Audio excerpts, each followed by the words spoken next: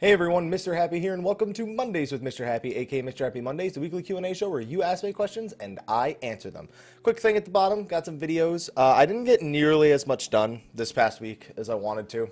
I got a lot of Healer Happy recordings done. In fact, I should be making one of those lives today when I'm recording this. That's Sunday. And I have a few other videos finally going to be wrapping up World of Final Fantasy in terms of the Let's Play.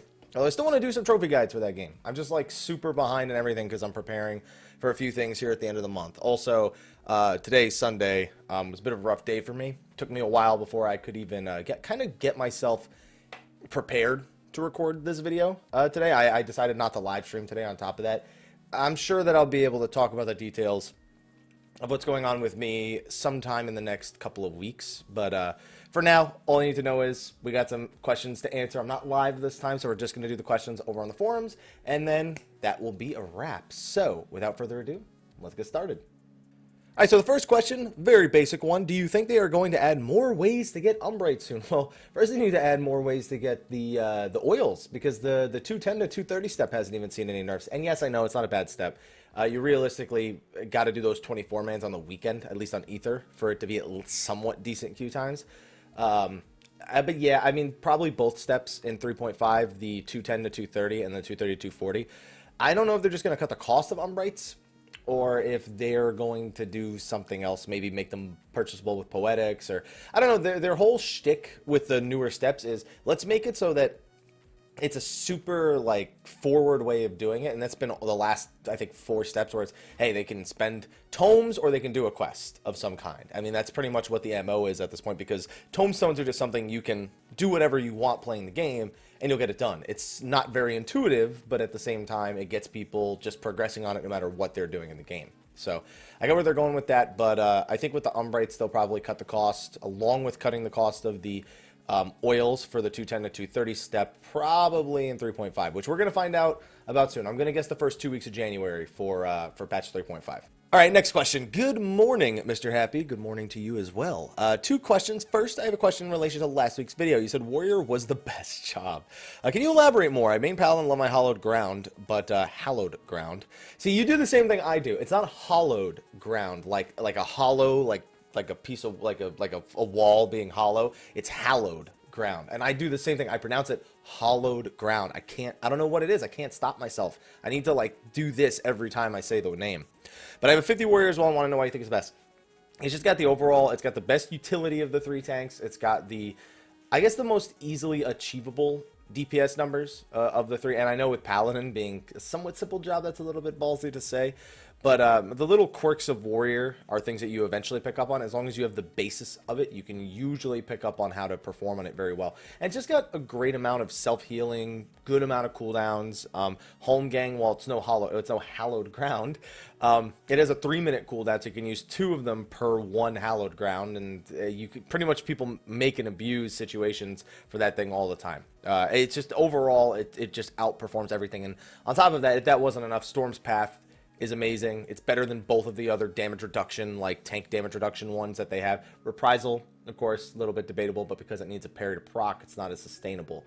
And Storm's Eye, being the only one of the 3 tanks that can perform the slashing debuff, makes it so that the other 2 tanks are either depending on a ninja, and most ninjas won't do it unless there's no warrior around. If there's a warrior around, ninjas will almost never dancing edge unless it's communicated. Or they're relying on the warrior. So the warrior has pretty much got 10% of their DPS in terms of the tank, so their code tank, on the line. So you better treat them nicely. And second question, which I'll scroll down here.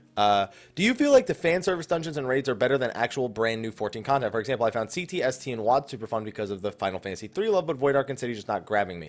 That's on a person-to-person basis. I personally enjoy them far more than I enjoyed the Crystal Tower series because they're original.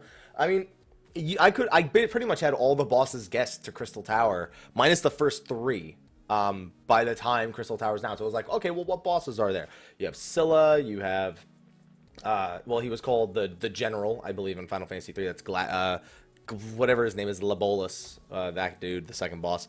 We had Amon, which was a pretty easy one, although Hein was technically the one. We expected Amon all the same. Xande was, of course, a given Cloud of Darkness, and 3 of the 4 Guardians of Darkness were also there. The only one that wasn't there was Echidna, who ended up appearing in the Void Ark itself. And then Crystal Tower 3 somewhat reasonable bosses. Just they were super strong random encounters inside of the labyrinth, and then what's his name, Phlegethon, who was Acheron, who was Titan prior to that. So no, I enjoy the original content a lot more than I enjoy the callbacks to old content, with the one exclusion of that being the Warring Triad, which I love a whole lot. All right, next one. I have a question for you since you seem to enjoy theory crafting. If this is the place for it, sorry, just stumbled across your channel and like what I see. Well, I'll let you know after I read the question. So let's see. Do you think we, as in our character, are the perfect primal? Oh, I've answered this question before. No, I don't think that. I think that that's kind of what the people's interpretation of us are. I don't think that's what we actually are. Yeah, I've answered this question before. It's not even so much about theory crafting. And you left a bunch of details here about primals and connections. But yeah, I've answered this question before. And I don't think we're a literal interpretation. But I think that we're beginning to look that way to a lot of the people of Eorzea. All right, next one. Aw, I had a typo on my last posting. Sorry about that, Haps. And thank you for skipping right to me last week. I was a bit infuriated because I mained that job, and I was like, dude, play warrior. But back to the topic. I have an Alamigan question roulette. We have the opening, the counter, and the finisher. I'm all about countering, so let's go here. This is less a question to answer, but a question to think of how Alamigan is the samurai. It's not. Samurais are far eastern. Alamigo is barely even the Near East. The Near East is the continent between our Eorzea and the name is escaping me right now for the continent Othard, the continent of Othard. So it's not very samurai-ish. It's far more of a Doman thing, but I mean, it doesn't mean it can't appear in Alamigo. It doesn't mean that the Domans don't have some sort of bone to pick. I mean, you have to remember a big part with Doma here is that Alamigo is occupied by the Garleans, so is Doma. They have something in common there. And it wouldn't be that surprising to see Doma or all the Doman refugees play a much bigger role here, especially with their similarities to the Alamigan refugees. I don't think the samurai is very Alamigan, but the Domans are going to have a lot in common with the Alamegans to some degree. Although I imagine a lot of the Alamigan refugees are not very happy with how much effort was put forth to give the Doman refugees a home. All right, next one. Hey, Haps, how you doing? How you doing? I used to play a lot of World of Warcraft. I remember that with every expansion, they did a heavy revamp of most of the classes, sometimes for better, sometimes for worse. What drove me away from the game was the end of how oversimplified every class became with having some 7 actual combat abilities that weren't cooldowns. This coupled with a short GC, damn, they have 7 whole abilities? Dude, even when I played back in Cataclysm, I don't remember needing to use 7 abilities for anything except maybe an Affliction Warlock. I was a Warlock, by the way. Demo Lock was like no buttons at all.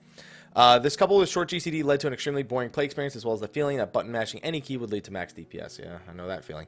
The reason I bring this up is because the recent announcement that Stormblood will be the class job simplification with that heavy criticism across the board for the long global cooldown. I don't think they'll touch the global cooldown. The global cooldown is too integral to the entirety of Final Fantasy XIV and what kind of defines it as a Final Fantasy MMO. That being said, I think what you can expect the most in terms of class job simplification is for the difficulty of class and jobs to go back to it being similar to A Realm Reborn. Don't expect to only have to press 5 buttons, ultimately, is what I'm saying. Unless, I don't know, I'm thinking of like Black Mage. Because Black Mage, I think of you look at the 4 abilities, Fire 1, Fire 3, Fire 4, 5 abilities, my bad. Fire 1, Fire 3, Fire 4, Blizzard 3, Blizzard 4, I guess Blizzard 1 also, and then Thunder. See, even thinking of Black Mage, I don't even count the skills correctly, because like Thunder is not used as much anymore, and yes, while the majority of the spell they'll cast is Fire 4, like that's just the spell they'll cast the most of throughout a fight. It's weird to think of how they're going to simplify that job in particular.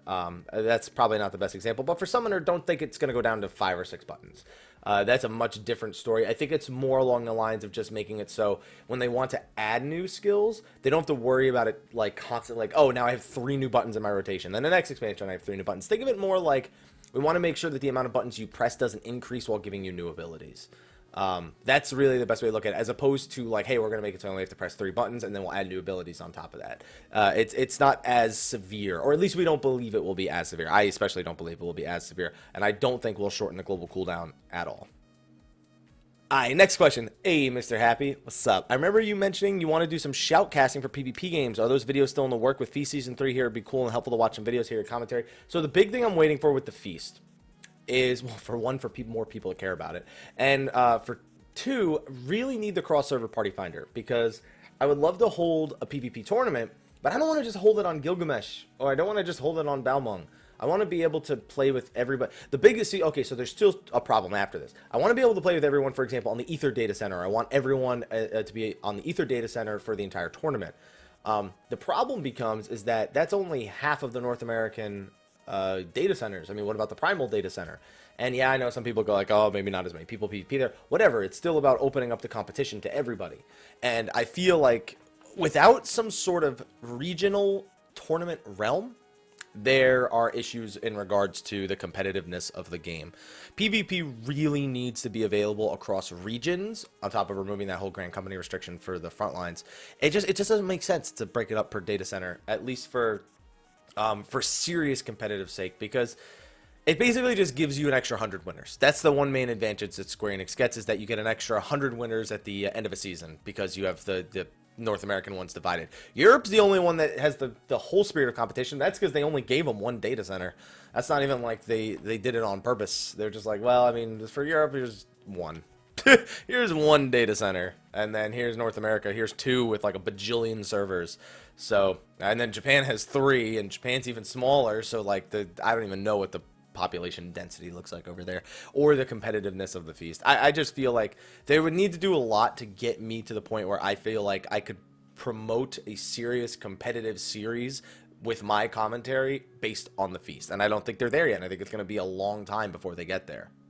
All right, next question. Hello, Mr. Happy. Longtime lurker on YouTube, but just recently joined the Dream Network forums, so you get a big bonus of cookies. I like cookies. Cookies are good. I have one question and one subject for you to discuss. Interesting. Question, how far a raid group with 2 physical range DPS can go with Savage? You could do whatever you want in Savage right now, dude. The amount of gear that's available nowadays, especially if you've been clearing 9, 10, and 11, just like, there's no roadblock. If you have 2 tanks, 2 healers, and 4 DPS, the only thing that may happen if you start overlapping jobs or overlapping roles too much is the limit break gauge doesn't charge as fast. And you know what? That just requires you guys to maybe do an extra mechanic or 2 based on how long the fight ends up taking. It's more about your performance. I mean, let's look at my raid composition. We got Warrior, Dark Knight. Sometimes the Dark Knight plays Paladin. We have Scholar, Astro, although the Astro plays White Mage, especially now that he has the 275 weapon for White Mage. Then you have our DPS, 2 Monks. Which I swear, it's not for the sake of the meme. It's not for the sake of the Stormblood meme. Hashtag 2 monks, and then we have a black mage, which is super inferior to summoner in this raid tier. And then you well, I guess on A9 Savage and A10 Savage, that's not really true. But on 12 where the fight's the hardest, the fight difficulty is actually present. Summoner just shits on black mage so hard. And then machinist, and I'm an awful machinist. I'm not okay. I guess I can't call myself awful, but I'm not what I would consider a above average machinist. I'm like below average and above average, and that sounds stupid because as soon as you're above average, you're fucking above average. But I don't know, just in my head, that's what makes the most sense. And we have whatever. We still beat it. We just didn't take it. We didn't even take it too seriously, and it was just a few weeks later, boom, A12 Savage is dead, and that was 4 weeks ago. So I mean, two ranged physical is totally okay. I wouldn't let that be that's not going to be what make or breaks your group. If we had this, I think we had this discussion last week where the guy was being threatened if he didn't change jobs because the guy felt that the ninja would bring an extra 300 or 400 DPS over the course of an entire fight, and he threatened to kick the guy. It's all about how you perform. As soon as people aren't performing correctly and not beating fights because they're not performing correctly, that's the thing you adjust first. You don't look at the composition because you can't beat A9 or A10 Savage and go, well, clearly it's a compositional problem. No, you could probably beat it with fucking 7 warriors and a white mage at this point. And that's not just because warriors. Probably with 7 paladins and a white mage at this point. I just don't think that it's a viable thing to say. I think you're fine with 2 range physical DPS. And then this other one for my little subject, I need you to correct me if I'm wrong, but it seems 14's jobs are sometimes a mix of 2 classic FF jobs, like how Bard is maybe, how Bard is, and maybe we can say that Astro is somewhat part-time mage. Yeah, you could say that. I mean, a lot of concepts are out there for Final Fantasy jobs, and as standalone jobs in an MMO, they don't make sense. Time mage is one of them because it's like, oh, well, what does my time mage do? Well, I have haste, I have slow, you give me gravity, and that's like, cool. All right, what else? And then you look at Astro, go, okay, I could extend. Well, look, you have 2 Astro abilities. I could extend buffs, and I could extend AOE buffs. And it's like, okay, what else do you do? It's like, well, what's your role? It's like, well, I could be a healer. How are you a healer? I turn back time to heal. It's like, that's a little extreme. It's like every time I cast a spell, I turn back time. It's cool. Don't worry about it. And then the same goes with like standalone bards that only sing songs and do nothing else. You know, that worked in 11 where, you know, they didn't give a shit and they were just like, whatever, if we have an idea, we just fucking do it. Just, I don't care. If I don't, I know it's overpowered. Just do it. They could do that in 11. You can't do that here when you're trying to keep sort of jobs balanced in some way, unlike in 11. So yeah, I mean, they definitely pull ideas from abstract concepts throughout Final Fantasy and pull them into existing jobs. What if the new jobs are mixes? Well, maybe we'll get like a Blade Dancer. See, don't expect anything like a Blade Dancer. Blade Dancer is not like a Final Fantasy job. When people look at Final Fantasy 14, they want to see jobs and be able to identify jobs that happened in the series. And I believe something like, maybe there's a Blade Dancer in like one of the off titles, but, and considering with Machinist and Astro, they went really off the wall. Let's see. But it's going to be both Red Mage and Dancer. See, that I wouldn't expect. So that's very different. Combining Red Mage and Dancer are both very established jobs who could have standalone roles. Dancer, plenty of ways to think about it. It could be the equivalent. I mean, both Red Mage and Dancer kind of can fulfill the same role as a melee DPS support. Some people put Dancer as a healer because they identified with it in Final Fantasy 11, where it was capable of doing, you know, dances that healed allies, which is pretty much what everyone did with Dancer anyway, plus the haste sambas and whatnot.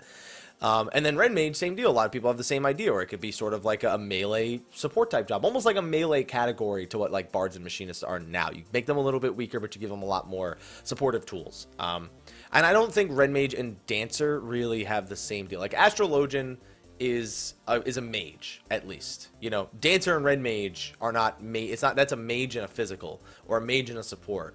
It kind of falls into this weird category where you're just combining jobs. You're not actually taking abstract concepts and applying them to something else. At least bards in some of the Final Fantasy games have been able to use bows. That's not a first time thing.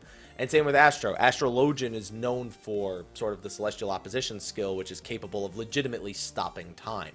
That is something the Astrologian was known to be capable of, so they could take the abstract concept of Time Mage and apply it. This is just kind of reaching for just to combine two jobs. It's a little bit too far-fetched for me. Alright, next question. Hi, Haps. Hope you are well. Chugging along. I enjoy watching your videos. Thanks for the great content. I was just wondering from last week's Mondays with Mr. Happy, what are the collectibles you have behind yourself? I see some action figures, some Moogles, and a Heartless. So, let's see here. A lot of these are not mine. A lot of these are Mel's. So, like, we have 8-Bit Aleworks. That was a gift. That's this one right here. That was a gift for me at this last fan festival. It's a brewery that makes, like, gaming-type beers, and that one was called the Black Mage. It was a stout. It was fantastic. We have the Moogle and the Delivery Moogle. We have, actually, is that two delivery? No, yeah, it's a Moogle and a Delivery Moogle. You have the little happy smiley face. That was a gift from my family when I left. What a weird gift. What a weird going away gift. You have a Corky helm. Bought that at the North American Finals for Season 5, Spring Finals for Season 5. Cupcake was thrown out into the crowd and we caught one. Up there, you actually can't see it, but there's a bunch of things on top as well. A Twitch pillow, an acrylic of Final Fantasy 15. There's a cloud action figure right there. There's a Heartless. There's a fish. Like, the fish isn't mine. All the books and stuff are not me, dude. I never read. I know you guys are probably having a hard time hearing me say that, but I'm trying to look at it and describe it at the same time, and I feel the need to turn around while I do that. Yeah, I mean, I could speak for those few things. I have the art book. I know I have the lore book right. Actually, the lore book's in the corner over there. You can't see it past my PS4 Pro boxes. But yeah, there's just a few things. I'm not usually somebody who I buy a lot of collector's editions and then I put those on display. That's like really all I ever do when it comes to things like that. But I mean, yeah, there's a bunch of stuff back there. It's all fun stuff. It all has some memories in some way, shape, or form. All right, next question. Haps. I like the two A's, the really short one and then the really long one. We surely see the sunshine soon with you and win the Jumbo. Dude, I don't even play the Jumbo anymore. What do I need? I got Fenrir. What am I going to buy? The Cloud card? Like, it's not for me. Quick questions from Ripper. One, if you could be any, I don't do the I don't do the whole what Final Fantasy character thing, because to me that question, I don't want to be any of them, because all of their lives fucking suck. All right, I don't want to be any Final Fantasy. I don't want to be thrown into any Final Fantasy world because all their worlds suck. Like, and don't get me wrong, our world isn't much better right now, but theirs is clearly worse than ours. Two, if you ever had long hair, this is like the longest you'll ever see my hair. And this is only because I'm still planning on dyeing it. I just don't want to cut it. Because if I cut it, then it doesn't look as good dyed. And it's really hard for me to grow my hair that long because it gets kind of stupid looking like this. 2.5. How soon can we expect the 15 stream? It's got to release. November 29th is when the game releases. 2.8. There's got to be a Kingdom Hearts one. Now, before the easy question, one more personal and delicate. Have you ever had a bad relationship that you had trouble getting out of? I don't want to bring up past relationships too much because I'm just gonna say that yes, I have, and I guess that's it. I'll just answer the question. Yes, I have, because I don't want to get too in depth with that one. 3, can you help me out on this one? How did you choose what kind of gaming headset you like? So at first I used to be like a full Razer guy, and that's just because it was the first sort of gaming peripheral that was introduced to me. And I was just like, yeah, buy Razer this, buy Razer that. And I never stopped to try anything else. The only thing I didn't use that was Razer was, and you're talking about gaming headset, was Logitech. I didn't like any of the Razer. I didn't like the Kraken, Tiamat, whatever. So I went with a Logitech G930, and I put it on my head. I was like, wow, that's really comfortable. And then it disconnects every fucking 30 seconds, and it's really frustrating. I went through 2 or 3 of those because I just didn't want to branch out and try something new. What eventually happened is we met some people from SteelSeries. Mallory, our friend Mallory, worked there at the time. And Mel convinced me to try out SteelSeries products. And I was like, you know what? Okay, I've literally narrowed myself down to like 1 or 2 products my whole life. Let's see what they got. And I tried it on, and it was super comfortable. The only issues I had is that the first ones I tried on were wired, and I really need the comfort of wireless. I use the Arctis 5 right now, and that's because it's the newest one. As soon as I get my hands on the Arctis 7, which I really need to get my hands on, I'm switching immediately to that because while these are really comfortable and they're a really good headset, personally, wires, I gotta avoid wires. And yes, I know wireless is usually lower quality, but it's for a comfort thing. So I can be listening to something, I can get up, I can go make a sandwich, I'm still listening to it. It's either that or I get another Bluetooth headset or something like that. Budget is not an issue. And also, so the Arctis 3 only has, I can't remember. I don't want to misspeak either because I try to keep all this information in my head. I think the Arctis 3 is analog only, and this is USB or analog. I have a bunch of people in my stream who tells me that this does work on the PS4 and PC. I mean, PS4, pretty much anything that plugs into a USB is going to work on the PS4 at this point. I've used my SteelSeries 800, which is a wireless headset. I've used that on my PS4. I just plug the dongle into the PS4, and it worked fine. So, yeah, as long as it's USB, you should be fine with PC and PS4. And I would personally go wireless, but wired's usually more affordable. And then, yeah, SteelSeries Siberia. So you give me a few here. SteelSeries Siberia 800. I have an 800. I love it. Arctis 7. I'd go with the Arctis 7. If it's the quality on the 5 is so good, and I imagine the 7 will be just as good, and it's wireless. So I would go with the SteelSeries Arctis 7. And have you tried PSVR? Yes, it's actually my favorite of the 3 VR systems. The Vive. I don't know. The Vive is just kind of to me. It's super expensive. It's way more painful to set up, I feel, than the PSVR or the Oculus are. And then the Oculus has some great games, but the PSVR, like as a VR system, felt like the most intuitive for me to use. The Oculus with the touch is really good. I played a game called The Unspoken that was fantastic. I'm still talking about it like 7 months later.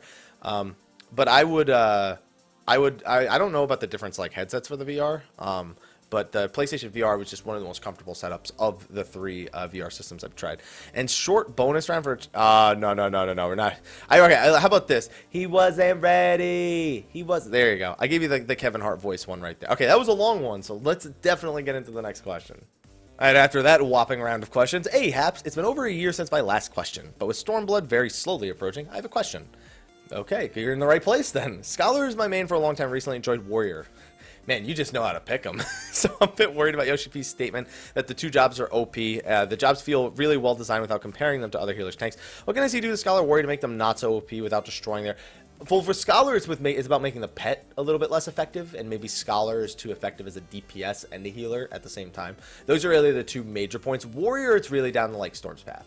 Like, if Storm's Path wasn't so universally better than Delirium and Rage of Halone, then Warriors, while they would still be great, Storm's Path is just really the ability that pushes them over the edge in terms of, like, just the entire raid taking 10% less damage.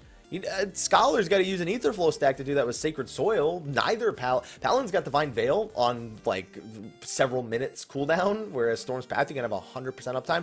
Reprisal, yeah, it does the same thing when you parry, which you can only do when you're tanking, and you can only do it against enemies that have parryable attacks. See what I'm saying? Like, Storm's Path is just too universally good. And that's probably going to be the sole point I look at them hitting when it comes to warrior. All right, next question. Hey, Mr. Happy, what's up? 2 questions. 1, do you think Serenia's going to add a new housing area? Oh yeah, they flat out said it. They said, yeah, a fourth housing district is coming in Stormblood. They outright told us that.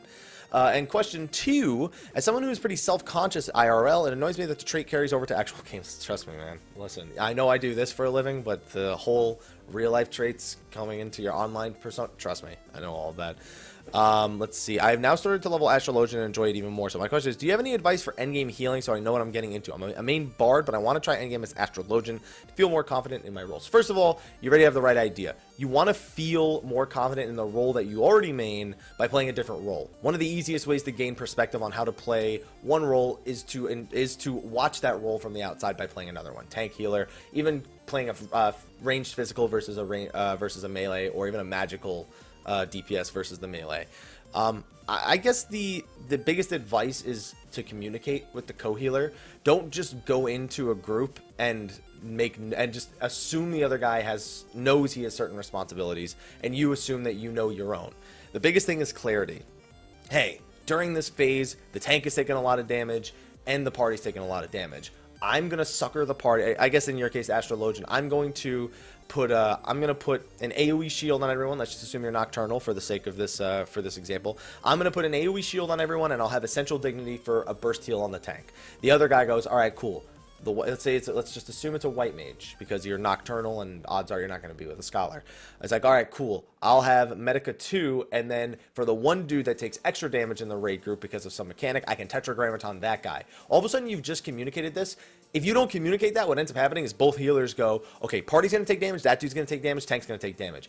They don't have time to do all 3 of those things. They pick 2 of them, and then if you both pick 2 of them, then the third thing falls apart.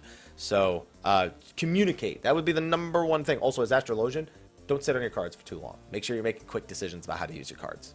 All right, next question. Hey, Mr. Happy, longtime viewer, first-time poster, so here's a bonus. And because I was the one person who sent a question for video, question email, have a full set of grade 5 Happy Materias. I don't know what those do when I equip them to gear, but thank you. I have a very short question, a slightly longer one that sort of comes from the first one. One, do you think we'll get the Proto Ultima trial for patch 3.5? Yeah, I think we'll get Proto Ultima in 3.5. You're saying even in Stormblood. No, 3.5 we'll probably get Proto Ultima. What do you think they meant when Yoshi said dungeons would be more interesting and varied? So we can look at the current dungeons we have now as sort of a light example. Zelfatol is a linear dungeon through and through. But the way that enemies approach you and the way that the dungeon is designed is that, you know, you walk up and you're fighting these 2 enemies, but then all of a sudden in the distance you can see 2 enemies charging towards you. Okay, great. We can take those enemies, we can deal with them. There's more enemies up top. On top of that, over on the left-hand side, there's more enemies over there. Great. We go through the gate, and then we rise up to the next section. It's very visually appealing. It feels like you're actually going through a dungeon. It doesn't just feel like you're running from point A to B as much, so it's kind of disguising the issue. They also add more, what are they called? What's the word? I'm thinking of Halatali when I think of this. Environmental hazards, those are a big thing as well, and even using them in the boss fights. And using the dungeon to teach boss fights, something that Zelfatol also does very well. But then when you get towards the end, you know, the final stretch is, all right, here's an ad that spawns. If you don't kill it fast enough, it goes and gets more ads. Great. Next section is 2 of those things. All right, we have one that's dropping a few ads. The other one's going to come in a few minutes, and they go back and forth until you kill both of them, and you need to do that to get to the next part. Then they have a mini boss. Like, all these things were not things that were very common in dungeons for a very long time. Whole mini bosses, lots of different, means of progressing. Not different means of progressing, but different than the whole just kill the next enemy pack, move on. Kill the next enemy pack, move on. It's a bit more engaging of an experience, and that's really what I expect going forward. I do also expect them to make more use of interactables in terms of progressing, and I'm hoping that they do something to increase the challenge. Not to, like, I don't want Savage format. Like, if you want to do that with Palace of the Dead, fine, but something that's a little bit more engaging for the player, but still kind of meets their expectation of how people will utilize 4-man dungeons. If you need to increase the challenge, increase the reward as well. I feel like that's a fair thing to do. Makes so people who do enjoy the challenge can get it, and they also get rewarded adequately. Any thoughts to this? You can enter a dungeon with modifiers. See, the whole modifier thing, like mythics in World of Warcraft, is somewhat interesting to me, but it eventually boils down to you kind of just run with whatever modifier you can handle. And very few people make use of all the modifiers. And it ends up being a lot of development power and balance for what essentially becomes not a whole lot of engagement from the actual players themselves. Even if they're going to turn on the multipliers or the modifiers, they're gonna eventually find ways to super ease those in, and then the modifiers all of a sudden don't change the experience. You just have a best way to do the dungeon regardless. So I feel like it's the design itself and not just adding modifiers going into a dungeon to make the experience a little bit more engaging. All right, next question. If you could have any... I see who this is. If you could have any sort of Easter egg in 14, what would it be and why? Please answer before reading mine. Okay, I see what you're saying. If you could have any sort of Easter egg in 14, I don't know, dude. Like, that's the thing. I talked about it earlier. I much prefer original content. But it seems like you don't mean like a Final Fantasy Easter egg. You mean an Easter egg for anything. Like, it could be like the name of a quest referring to a song. Like, that's an Easter egg in some way, shape, or form.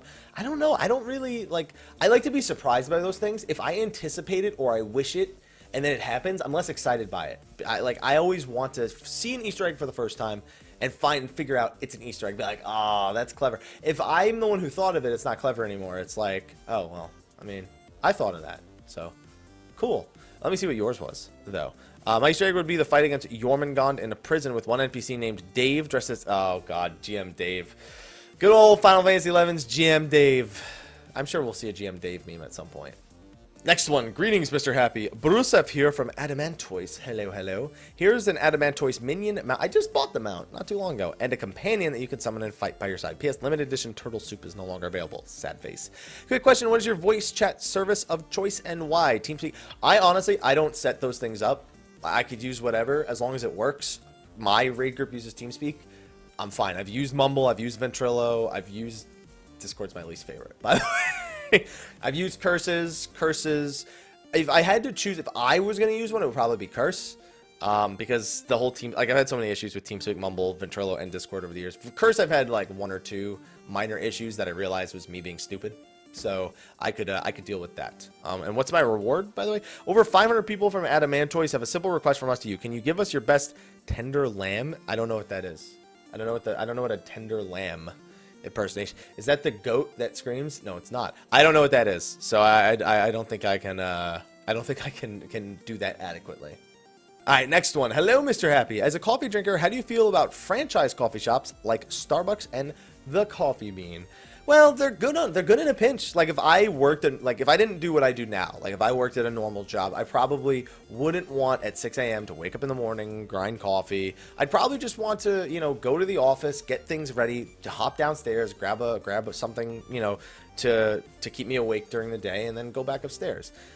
So as a coffee drinker, I feel like they're like they're not quality coffee, but it's like a necessary evil. Like, there's at some point as a coffee drinker, I'm gonna find myself in one of those places, and my goal at that point is to just get the thing that I dislike the least. If I'm gonna do a franchise, I'll probably do Pete's Coffee more so than Starbucks or like the Coffee Bean. That's just personal preference. I like Pete's a lot more. 2, what's the best coffee you've ever had?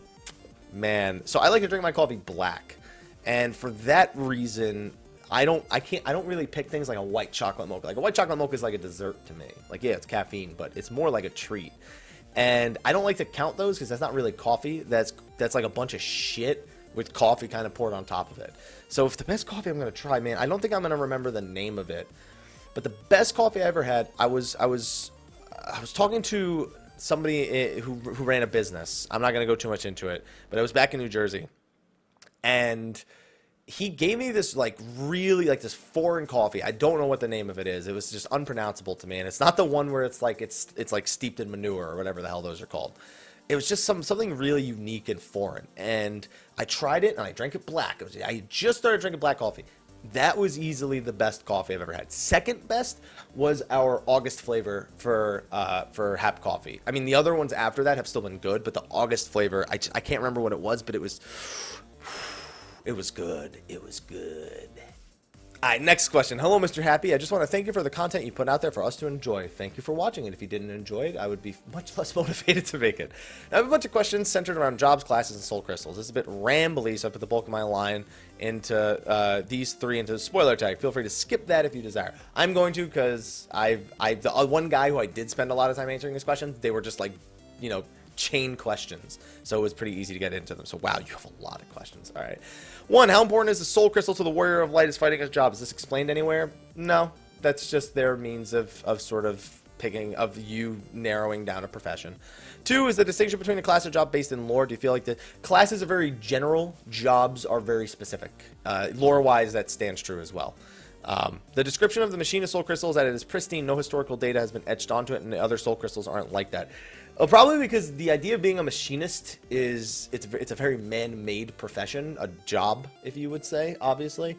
So it's kind of unexpected that the soul crystal would have much etched into it. I feel like that's a big deal just because machinist is like, Sid came up with that, you know. That's what I mean. 4, do you consider the machinist as the most accessible job in the game's lore? No, I don't think there's any sort of accessibility sort of like if you're good at one thing, then you eventually branch out into other things. I don't feel like machinist just because it's picking up a gun, especially with the way the job plays. I don't think that lore-wise it's the most accessible job. 5, if there was an example, an Arcanist soul crystal etched with the historical Arcanist data. Do you think it would? Well, the thing is, Arcanist isn't a job. Like, you can't just say if there was a soul crystal, because there's not. Because Arcanists are not a specialized, aren't specialized like that.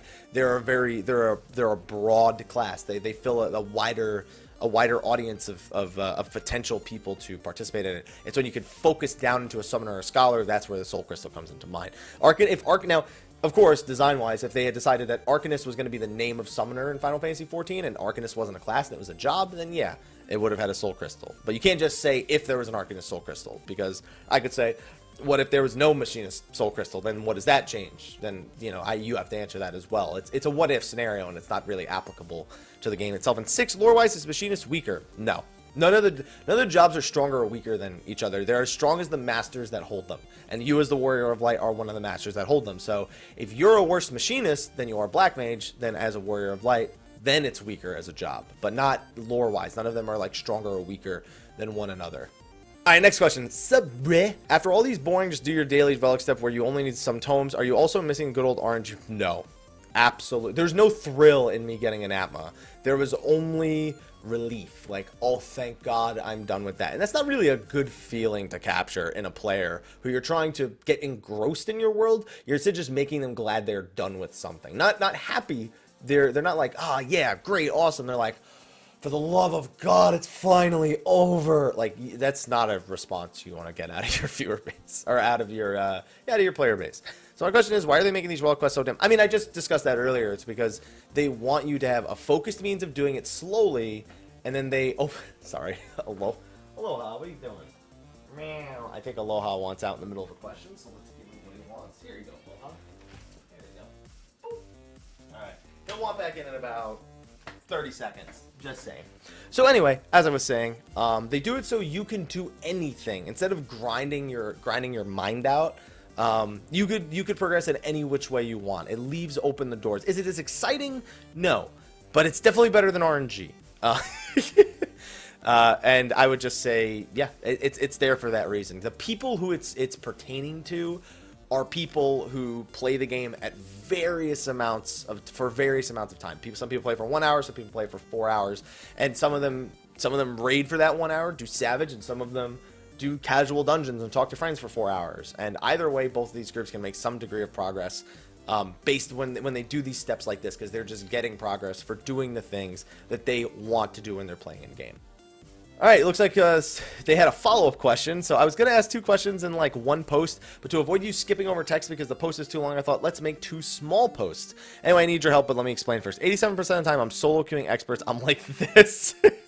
That's pretty funny, yeah. Well, about pushing the DPS to the absolute upper limit and waste as little time as possible, simply out of respect to my fellow party members. So I naturally expect everyone else to do the same. Yeah, you can't really have that expectation when you're playing with random people.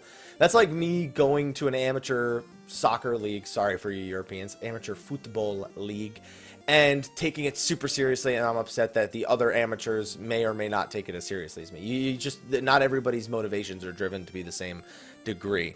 Now, let me finish reading this first. In the beginning, I was being a dickhead towards those players, but that got me kicked every time. That was a year ago. Then I tried to do it the nice way, like you suggested in the past. I don't know, all of a sudden I just got like a frog in my throat. How to give advice to players, but that got me ignored and kicked too. And I warn people about that. If you try to give people advice, no matter how good of a place it comes from, sometimes people just don't want to hear it. Let me just take a sip of this just so I can actually answer the question without dying. So now I just use up all my mental energy to pull through to the end, but it's really bad for my blood pressure. I also just try to slack it off and watch some YouTube videos on the side, but I felt so nasty. Can you please tell me how I can deal with it? No, I can't, because you as an individual have your own way of dealing with it, and I have mine. Ultimately, what I don't get kicked. And I don't know how you're saying it the nice way, because there are ways to say it the nice way that seem super dickish.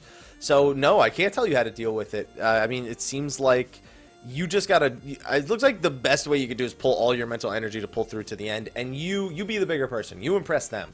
If they go, holy crap, that guy did a lot of damage, or holy crap, that guy did that mechanic a really unique way that made it a lot easier, then all of a sudden, then you receive admiration. You may not be admiring them at the time, but at least to some degree, you've impressed another player. You've left an impression on another player, and that player will remember the way that you did that. They may not do it again, but they'll remember you as a guy who put in your all. And it's better for you to be the big guy here than for you to worry so much about trying to toughen up the little guy. Because you can't toughen up every person who doesn't want to perform their job or doesn't know how to perform their job in the duty finder. And you're often going to run into these issues. By the way, this issue you're talking about, it seems way more common on the Primal Data Center. I spent some time on the Primal Data Center recently, and I've spent time there before.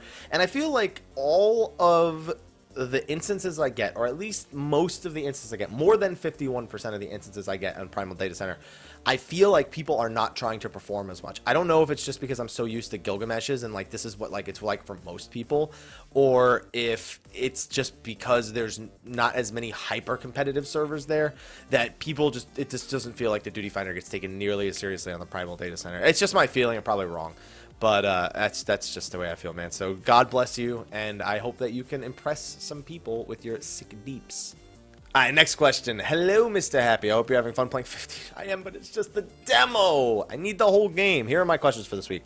1, what is your optimal class configuration in your squadron? If I am mistaken, our squadrons can only take 1 level 40 quest per week. Yeah, so you are given the chance after you get first lieutenant, you're given a bunch of weekly missions. So basically you could do 1 of those level 40 missions, and then that's it. After you complete it, you're done for the week. I change it depending on what the missions require. Normally I think I have like 2 tanks, a healer, and like an arcanist or something, but it depends on the mission. You know, I look at the mission and it goes, oh, okay, this one has higher mentality, so I'm gonna go run a comp that has higher mentality. I make sure I'm using all 8 of them when applicable, because that's just the best way to do it, I feel. 2, I know you've already bought your PlayStation 4 Pro, but do you think there's gonna be some sort of deal? Oh, there's always deals for Black Friday. Everything has a deal on Black Friday. I could probably get this water on sale for Black Friday. That's a lie. You probably can't get water on sale on that day. But it's hyperbole, but it's true. Anything technologically speaking, it's going to be in short supply, but you should be able to get a deal on it for Black Friday. 3, recently there have been some threads in general asking people to some sort of real money to Gil Market in 14, some sort of EVE Online Plex where you can just get subscription time tokens, be able to sell them in game. I think that 14 would ever go that route. I don't see why they wouldn't at some point. The thing is, how's the best way to put this?